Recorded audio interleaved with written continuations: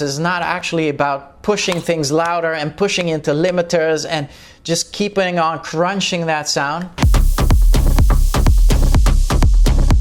Hey, what's up? Welcome back here. It's Laidback Luke, DJ and producer, and today we're gonna talk about mixdowns. What I used to do with my mixdowns is just start a project and really mix into my master chain, into my full master chain up until the end of my track. Now, I'm not saying that there's anything wrong with this. I did this for years myself. Mixing into your mastering chain, if it's a heavy chain, it can give you latency. At a certain point, I couldn't do it because every time I would press the keyboard, it would take almost a second before I would actually hear the note. And then there's so many extra mastering techniques that I learned lately. Shout out to Hardwell for guiding me through. Him and I have the same hobby and obsession of mastering. But in this vlog, we'll talk about something else, because in all of this evolving that I've done in mastering, it made me realize how important the mixdown is of a track. The mixdown versus mastering. Mixdown where you actually level out and EQ your track to your best ability before you even start mastering. So we're taking it back to the basics here, and in this vlog I'll show you how a kick and bass should relate to one another, what the volume of synths and percussions should actually be compared to the kick and bass, what's the exact level that hi-hats need to have in the mix, and vocals. How loud should a vocal be in the mix? And how you can hand in a mix so that you can get the maximum amount of volume before mastering. Okay, kick and bass, how loud should they sound compared to one another? Let me take this opportunity to plug my new track Cielo that I made with Boulevard, which is out right now, and we're gonna dive into the project for this. So usually when I finish a project and I think the mixdown needs a little bit more balancing or there's just something off, what I often do is I just solo out the kick drum and I'll add all the elements back in comparison to the kick drum. So we'll first do kick and bass. Kick drum solo. And then let's lower the volume of the bass line and let's just bring that in.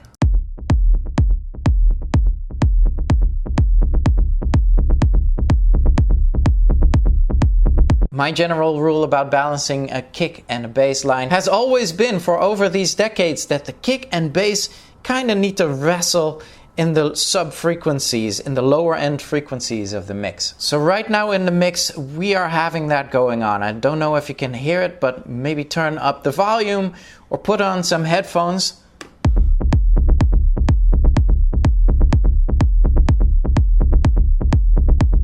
And it's almost like as if they're equal right now, and they're kind of like wrestling for that low end section. Obviously, I have all these tools and EQ going on in the bass line where I'm able to push the bass that loud so that the kick drum still pierces through and whatnot. But here's an example of where I think the bass line would be too low in volume.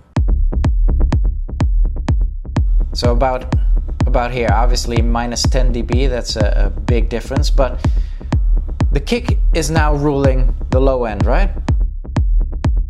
Vice versa, if I would take 10 dBs off of the kick drum, so we would still have this side chain going on in the bass line here, right? Too low, too low, too low. If you would listen to this mix right now, some people would consider it muddy because the bass line is just fumbling all over the place. Whereas we need that punch and that direction of the kick drum to pierce through.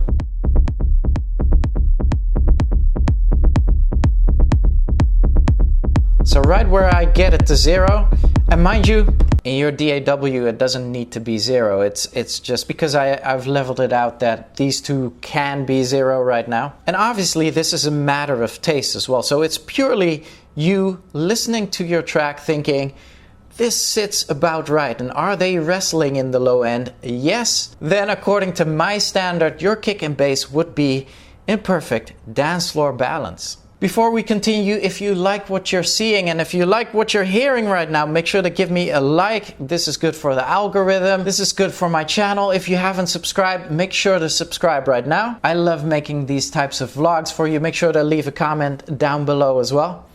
Okay, so let's continue. Alright, now the mid elements. Obviously you have your low end balanced now, so let's try and add on some mid elements. I do think I have this deeper little bass stab, the deep pluck that I want to add in there as well, so let's just level it out.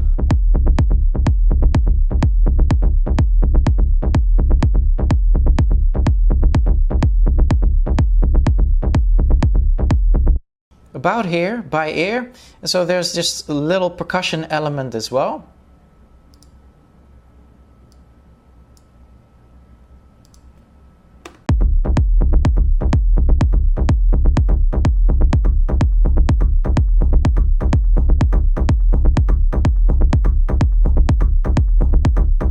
Right now I'm listening to the attack of the kick drum and seeing where that attack and that percussion now can wrestle a little bit for space.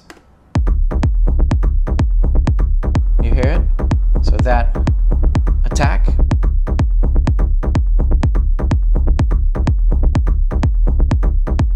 About here in my current perception. And now I've actually been looking for a clap, but we didn't actually use a clap in this track. But we do have another mid element in this track, and this is this little synth that is lingering up. Kinda needs to be a little bit lower in the mix. Let's have a listen. This little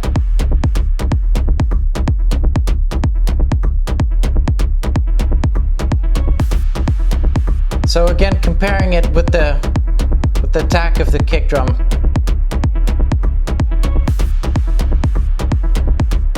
this would be about right, but I want it to be lingering, so I'm just taking off a few dBs here, about 5 dB. And then we have this big synth in the breakdown, which I love.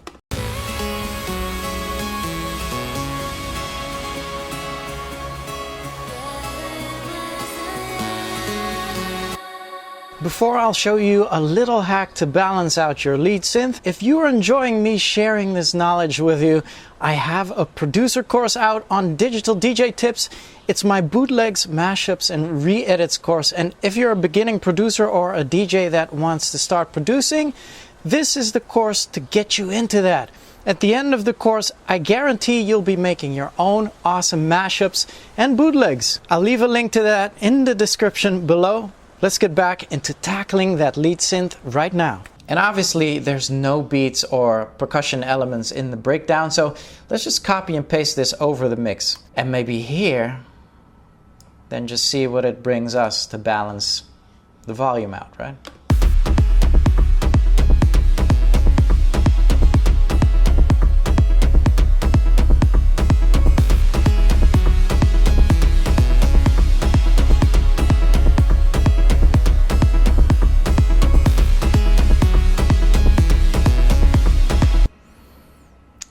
About here, and so let's just see what it sounds like in the breakdown now.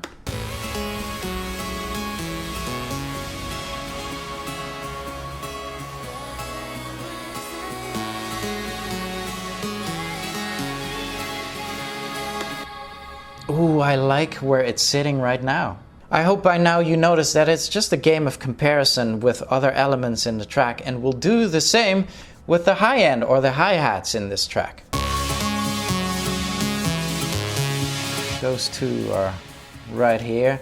Obviously you can see the volumes I have it right now. Let's see though if that's correct. So I'm selecting them both. I'm just turning the volume down, and let's see how they would fit in the mix.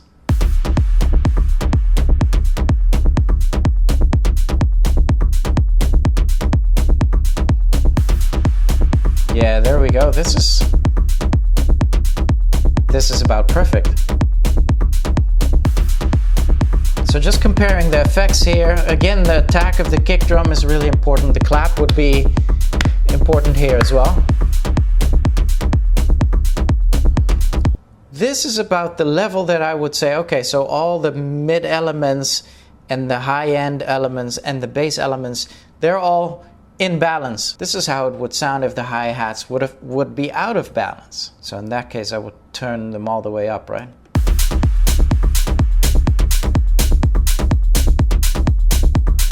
This could be an artistic choice, but I feel the low end needs to win a little bit, and so I can tuck the hi-hats in for this track a little bit.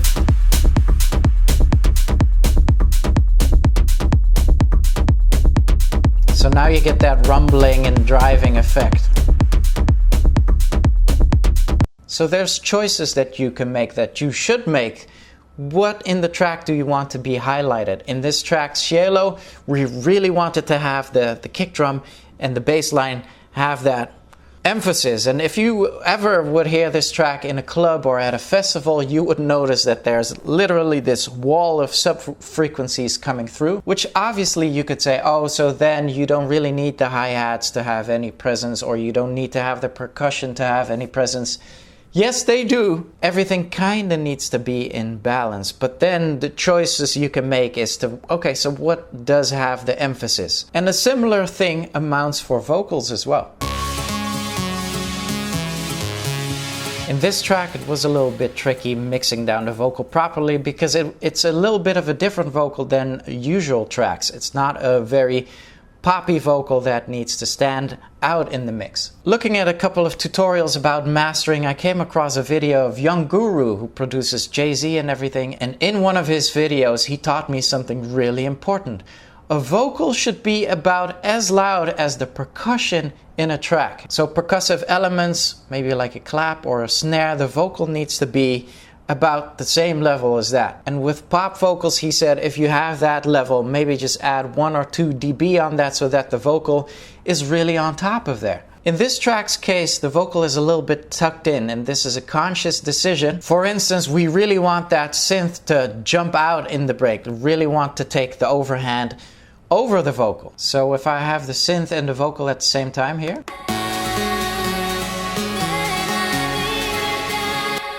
so I would take the vocal down and do the same thing again with mixing the vocal in, listening.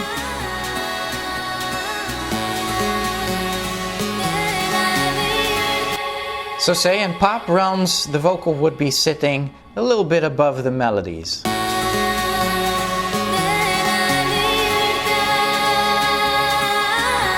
But in this case, I want the melody to have the overhand, so I'll take the vocal back a little bit.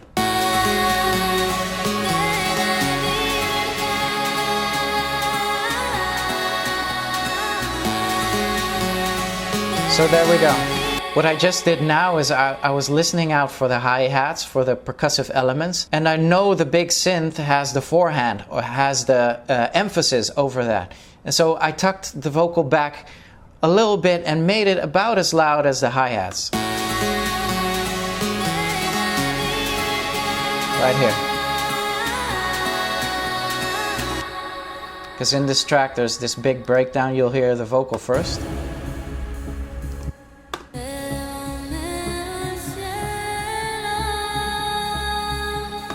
And then at a certain point the big synth comes in.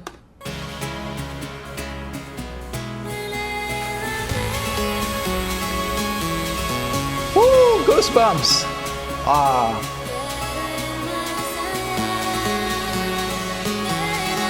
Conscious decisions. So what do you want to have the overhand? Now we know the bass rules, right? Everything needs to be in balance. And then what do you want to stand out in the mix? So you can give that a little bit of an extra couple of dBs, but I'm happy for you to know and to realize that balance, first of all, is key.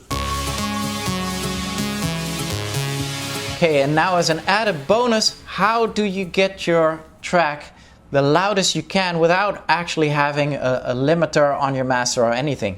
On my master, before my mastering chain, which I've completely turned off right now, I've taken the volume down by 6 dB. Obviously, there's going to be a limiter on your master output within mastering and a compressor and all of those things, but within the individual tracks it's actually really important to be able to take out the peaks. And this can be done in 2 very quick ways. You can either use a clipper or you can either use a limiter on your track. So let's have a look at the kick and bass group here. So, you know, there's a little bit of peaks going on. We can have a look at that in the Fab Filter Pro L2 limiter. All of these peaks. And you can actually see that with me putting just the limiter on the separate channel, this would already take out these peaks, right? These peaks that the mastering engineer would have trouble with in the mix.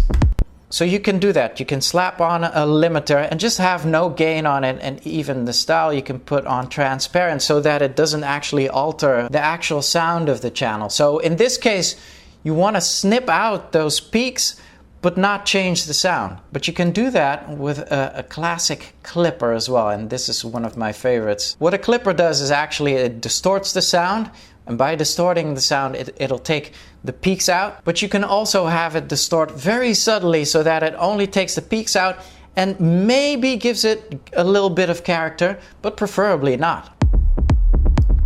So I always put my slope on here. And this is going, you kind of hear a little bit of distortion going on, so I'll just pull this back.